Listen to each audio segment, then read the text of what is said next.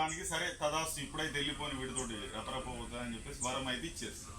ఇక దీనికి ఎవరు సరైనటువంటి వాళ్ళు నాతోట కాదు, నేను సృష్టి రచనే కదా. మరి శివుడా కరెక్ట్ కాదు, ఏదన్నా సమస్య వచ్చిందంటే ఆయనతోటి కాదు.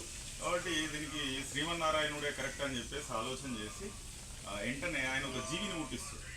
ఆ జీవి పేరు ఏంటి తెలుసా? అదే చెదలు.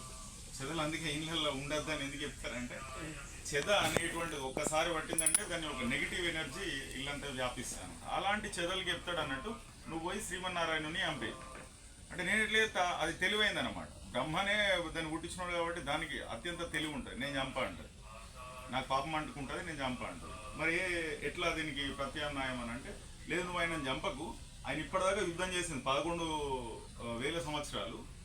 ఇప్పుడు ఆయన నిలబడి నిద్రపోతున్నాడు ఒక విల్లుని ఇట్లా పెట్టుకొని, ఆ వింటి నారిని కొరికాయి గంతే, నువ్వు చంపకు అని చెప్తాడు. పోయి అది ఏం చేస్తుంది, వింటి నారిని కొరుకుతుంది. కొరికిన తర్వాత ఆ నారి ఇట్లుంటుంది కదమ్మా బాణం, ఇట్లా వెళ్ళిపోయేసరికి ఆయన తలకు తలిగి ఆ తల తెగి శ్రీ మహావిష్ణువు పక్కకు పడిపోతుంది. అప్పుడు లలితాదేవి మొదలగు దేవతలందరూ అక్కడ అమ్మవారి తరఫున యుద్ధం చేసినటువంటి ఒక మహా అశ్వం ఉంటుంది, దాని యొక్క తలను తీసి స్వామివారికి అతికిస్తారు. అలా హయగ్రీవ స్వామివారి యొక్క జననం ఏ రోజు?